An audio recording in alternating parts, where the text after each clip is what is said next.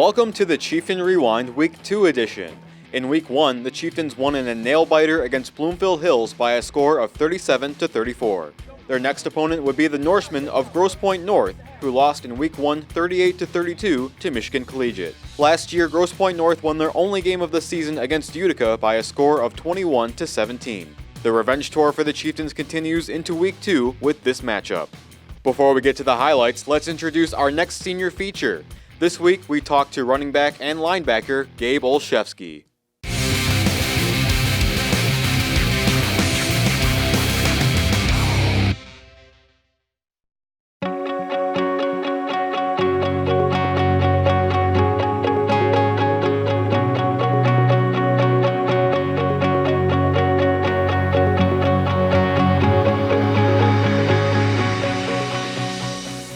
I started 7th grade. I just heard there was football starting the first day, and I wanted to try it, and I just found a love for it, and I just kept getting bigger as a fan and a player, and I just kept grinding. I told my mom about it, and she was 100% with it. She loved playing sports when she was little. She told me to go for it, and I just love doing it. I feel like it's amazing. It's definitely flown by, and I'd say my only regret is not cherishing it more, I think, because it went by really fast. I think it's helped me be more humbled. People look down on Utica, I think, a little bit, and it just makes you feel like you're the underdog and you have more to prove. So, the harder I work, the more I feel better about myself. Again, hard worker, leader, kind of drives our off-season, drives our weight room. He's a player that just has the tenacity of whether it's running the ball or playing on defense, and we want him to bring that every day to practice, to games. That's what we kind of ask of him. Oh, he's an animal, You can't stop him. He's got a full head of steam. No one can stop him, He's a good player. Gabe has just been an animal since I've known him. He's an animal. Running people over. Man, he's an animal. Gabe's the hardest worker I know. I don't know anyone who works harder than Gabe. He's always in the weight room. He's there, first one there, last one to leave. He's always the hardest worker out of everyone. I learned to stay humble, like I said. There's not much, it's not like you can brag, think you're better than people. You just gotta prove it on the field and let your game talk. We have a lot more to prove, I think. People are gonna look down on us. Not expecting us to do better than last year, but I feel there's not much more to prove because, I feel we're at rock bottom in a sort of way, but there's only one way to go and it's up. So I feel we can do better. I'd say keeping faith and trying to keep going 100% because, your seasons, they'll go up and down. You just got to keep your faith and keep going hard.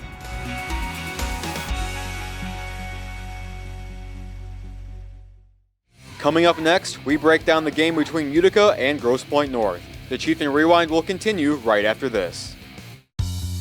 There's just one place where students are students first, and athletics are played with purpose and perspective. That place is your local high school.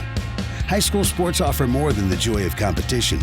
Studies show that student athletes are also likely to enjoy greater levels of achievement in other areas of their lives, including academics. High school sports, a winning part of a complete education. All right, this is Adam, take 2. Mark? I guess. I go like this. The best part about playing football in Texas has to be the reaction from the community. I want to encourage others to play volleyball or choir because you get to experience new things and do stuff that you've never done before. My reason why is passion. My reason why is pride.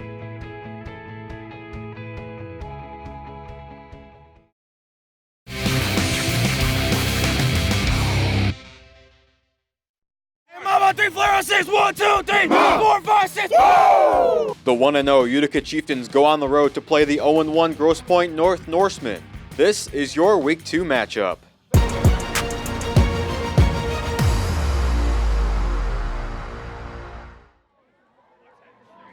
The Chieftains get the ball first, and the junior Sammy Al-Fakir stiff arms his way through the defense for a first down. But they find themselves on 3rd down, and the Norseman defense denies Al-Fakir to create 4th down. But they decide to go for it on 4th and 8, and Zakeen throws a great pass and a fantastic catch by Jace Nazar for a 38-yard reception. And Sammy El Fakir powers his way into the end zone to put the Chieftains up early. On the ensuing kickoff, it's Kennard Williams on the return, but Brett Berg strips the ball out of his hands and Utica recovers at the 25-yard line. Zach Keene looks to pass with plenty of time, and he connects with Jason Azar again to put them back in the red zone. The junior class for the Chieftains continues to shine in this game as Zach Jacobs takes it in himself to give them a 2-score lead. Utica would get a safety on GPN's first drive and they're back on offense, but El Fakir fumbles it and it's recovered by the Norsemen at the 35-yard line. The Norsemen look to get something going as Brendan Swiklinski looks to connect with Isaiah Williams, but it's deflected out of his hands and Santino Donato catches it out of midair and the Chieftains take back possession. With the first quarter winding down, Keene throws a bomb to Zach Jacobs, and he would be taken out at the 15-yard line. But Grosse Pointe North had other plans, and it would force them to settle for a field goal. Swiklinski scrambling to find receivers, and he's swarmed by the Chieftain defense. Grosse Pointe North sends a message with a sack to Zach Keene. But the Chieftains respond with 2 sacks of their own, and Utica led the Norsemen 19-0 at halftime. In the second half, the Chieftain defense comes up big once again with a sack by McGuire Palicki. Utica sees more production from their juniors as Keene finds a wide open Brett Berg, and he finds the end zone, and they take a commanding 26-0 lead. But on GPN's next drive, Swiklinski lobs a 35-yard pass to Donnell Washington to put the Norsemen on the board. But the Chieftains block the extra point to keep it a 20-point lead. On Utica's next drive, Gabe Olszewski charges his way through for 30 yards, and they would gain another 10 yards with the penalty. And that sets up another touchdown pass to Brett Berg for his second of the night, followed by a 2-point conversion by Kurt Kesson. Kashawn Cooper looks to spark the Norsemen offense with this first down reception. But once again, the Chieftain defense comes up big as Swiklinski is sacked by 3 Utica defenders, their 5th sack of the night. In the fourth quarter, the Chieftains find themselves on 3rd down, but Gabe Olszewski fights his way through for a first down to the 27-yard line in Norseman territory. And that leads to another rushing touchdown for Sammy El Fakir for his second of the night.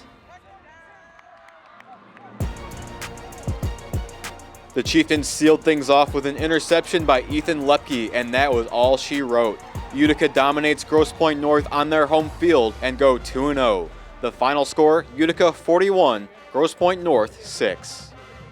We were able to come out with a little bit of momentum at the start, and that kind of got us going. And we got some points on the board early, which really helped us. And our defense stepped up, made some big plays, and then came out in the second half again with a little bit of momentum. We were able to put some points on the board. We knew they had some good backs in the backfield. Their quarterback is really athletic, likes to run the ball. So our D-line played great. And they made some plays. Ian, McGuire Palicki, Kurt Kesson, and James, they were our guys to start for us, and they just continued to make plays and shut down the run early. And that kind of got us some momentum going, and we were able to put some points on the board early, which they just continued to do a great job all game. We were seeing them getting locked down. Couldn't even get a first down. That's how defenses play. Just do your best, have fun playing, and don't let them get a first down. Defense was locked down. Trench mob balled out. That's our defensive line. If you didn't know that. Linebackers played well. I think everyone played well as a defense for sure. Looking really good. I couldn't have done this without my offensive line, creating big holes. I couldn't have been happier with them. They did a great job. Taking a look at the MAC White after Week 2, Warren Mott, Utica, and Grosse Pointe South sit 1-0 in the division, while L'Anse Creuse North, Grosse Pointe North, and Ford each lose their first division game of the season. Looks like it should be a good fight for the MAC White title this year. Looking ahead to Week 3, the Chieftains come back home to Swinehart to face rival Utica Ford. Utica dropped last year's matchup to the Falcons as they were blown out by a score of 34-6. Ford leads the all-time record against Utica 19 games to 9. The Falcons are 0-2 this season so far, and they have failed to score a single point in either of their 2 games. Meanwhile, the Chieftains have scored over 35 points in each of their 2 games. The much-anticipated game will be at 7 o'clock on Friday. That's all we have for this week's edition of the Chieftain Rewind. Thank you for watching, and go Chieftains!